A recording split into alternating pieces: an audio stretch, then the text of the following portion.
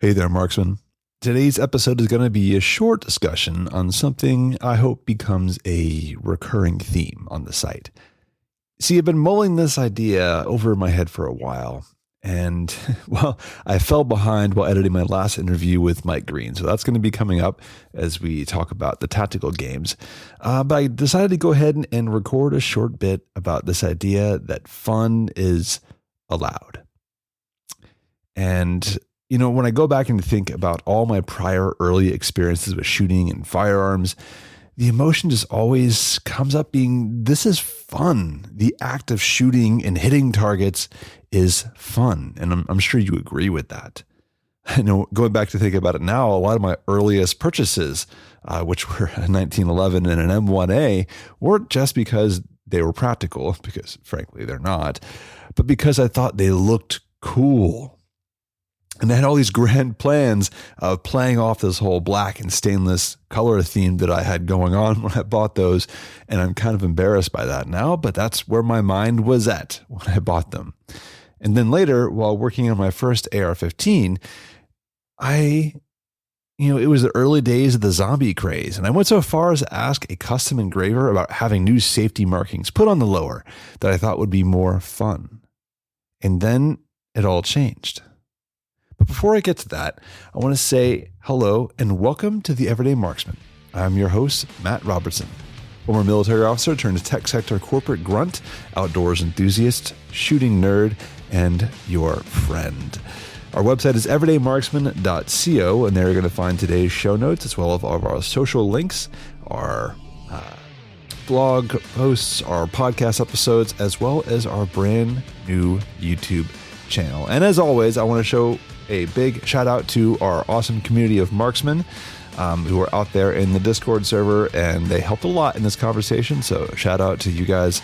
It's always fun chatting with you throughout the day. Now, on that note, I want to have a slight plug here because as this episode goes live on November 10th, 2021, tonight I'm going to be having a live stream on the new YouTube channel, which you can get to by going to everydaymarksman.co/YouTube. That will redirect you to it.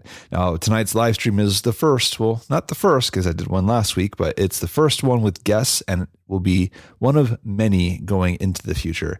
And I really hope you come join it, come subscribe to the channel. I'm going to be talking to Ilya Koshkin and Jeff Gurwitch, who've both been on the podcast before, and I've been on their channels before, and we're going to be talking about the right kind of reticle to use in your general purpose rifle. I don't want to give everything away because, hey, it's going to be live tonight, but it's going to be a good time, and I hope to see you there.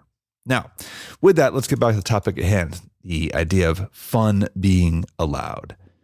So right about the time I started finishing that first AR-15, this is probably 2010 or so, I became a lot more involved in, air quoting, the culture. You know the one. It's where everything becomes about taking training courses, being super tactical, competing in competitions and matches. And, as long as you don't develop those gamer habits, they'll get you killed in the streets. And it felt like everything just became focused on real world, somber use cases for firearms. Like, when the stuff hits the fan situations, or defending your home against invaders at 2:00 in the morning, or neighborhood defense, or all these really super serious things. And, the fun got taken away because it seemed like being serious about shooting meant you had to be a very serious person. And I get it. I think we all understand that being involved in shooting sports means there's a lot of commitment that goes to safety and being aware of what's going on around you and understanding the consequences of what happens should you ever actually have to fire your weapon in anger or protecting someone else or whatever. But should you ever have to employ your weapon in the real world, there's absolutely consequences, and there are serious consequences. And I think for a lot of people that overrode this idea of having fun. And I maintained this attitude of being super serious for quite a long time, and I still struggle with it, even through the earlier days of the blog. But I just remember that I still get huge amounts of joy and fun from shooting itself. I remember when I went to the Heat 1 course at Max Velocity Tactical, I remember after a couple couple runs up and down the tactical ranges, I just kind of shouted, "This is effing fun." And I was trying to think of all the ways to get others to go do it with me. So that gets me coming back to this idea, fun being allowed. I remember the person who introduced this idea back to me. He doesn't have any idea who I am. At least I don't think he does. Though I'd love to get him to come talk on the podcast. But credit goes out to Roy at Weapon Outfitters. Now, Weapon Outfitters, they're not a sponsor. They're not paying me for anything. It's just another gun shop who sells quality gear online. I happen to follow them. I think I have bought several things from them over the years.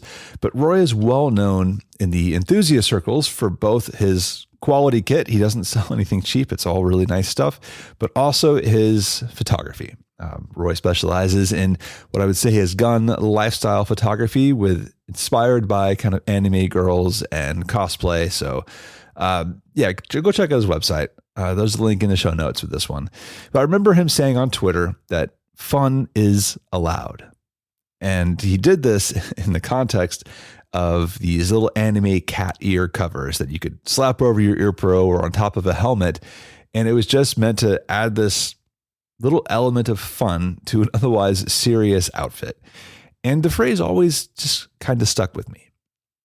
And that gets me to today, because I realized while working on a trailer for the new YouTube channel that I was still falling into these old habits of trying to be overly serious and dramatic because guns.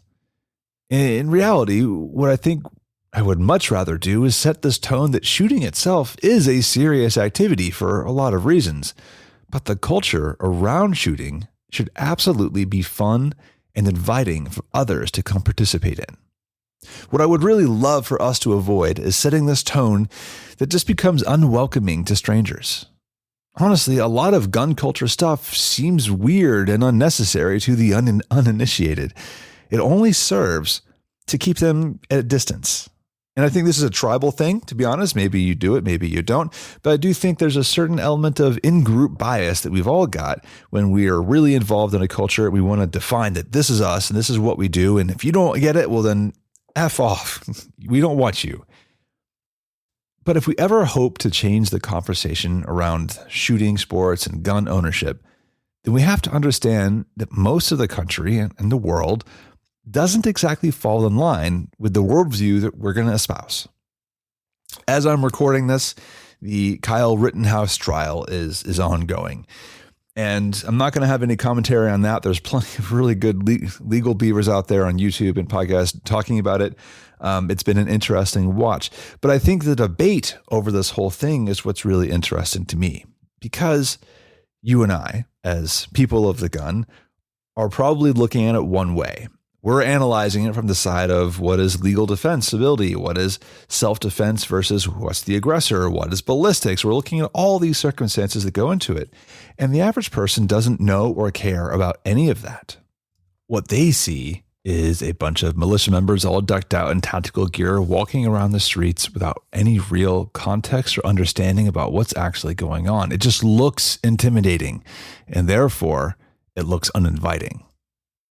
Now, I can't speak to any motivations here. There is a time and a place for wearing tactical gear and patrolling a neighborhood. And this might very well be one of those times. But on the flip side of that, we have to think, what are the other ways that the average person is going to get introduced to shooting sports or to shooting in general? How do we make that more interesting and more inviting and more fun? So here's my way to close this one out. Not everyone wants to dress up like their favorite special operations, operator. And it's not to say there isn't value in learning tactical skills, buying and training quality gear, training with quality gear, and keeping in good physical shape. But we need to drop this idea that everything needs to be so bloody serious all the time. Fun is fun. We know shooting is fun. We know training can be really fun. We know that hanging out with your friends and blasting is fun. And we need to highlight that. We need to show people that there's a lot of fun things that can happen too. And I think that comes in with competition. I think that comes in with fun scenarios at these competitions or matches. I think it's showing people the joy of success and the discipline that they build and the skills they learn from developing a skill that they might not otherwise have done. So let's bring back fun and encourage others to do the same. And as long as we have a shared commitment to safety, there's nothing wrong with a funny paint job, a ridiculous outfit, or wild training scenarios. Fun is allowed.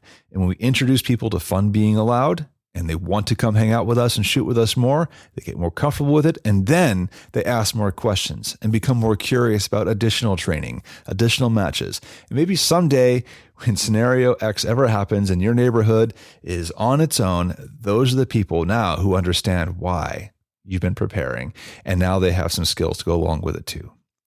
The avenue is fun. And with that, I'm going to go ahead and wrap up this episode. Thanks for listening. Come check out the live stream tonight with Ilya and Jeff. Again, you can go to everydaymarksman.co/YouTube, and there you're going to find the YouTube channel. It's a full direct link to it. But hey, while you're at it, I would really appreciate if you subscribe to the website. everydaymarksman.co. There's big green subscribe buttons all over the place. That gets you onto the email list. Why do I care about you being on my email list? Look, email is the easiest way for me to communicate with you. Yes, of course, I've got my social media channels, the Instagram, Facebook, Twitter. But you and I both know that social media these days is unreliable. I can send a message out, I can post something on there and say you got 1,000 followers, probably only about 50 of them are going to see it. With email, I can send it directly to your inbox. I promise you, I don't spam. I hate spammers. But it is the best way for me to let you know what's going on the website, any new articles that are popping up, and the occasional odd email on a weekend where I'll share some separate thoughts or a private review of something I've been looking at that I'm not going to post to the website. And also, if you do subscribe through the website to our email list, you do get an invite to the Discord server, which is, of course, a great place to be with our community of marksmen, get to talk to others and learn from one another, and also share some ideas for episodes like the one we talked about today. Now, it's enough out of me. Thank you for listening, and I will catch you next time. Take care.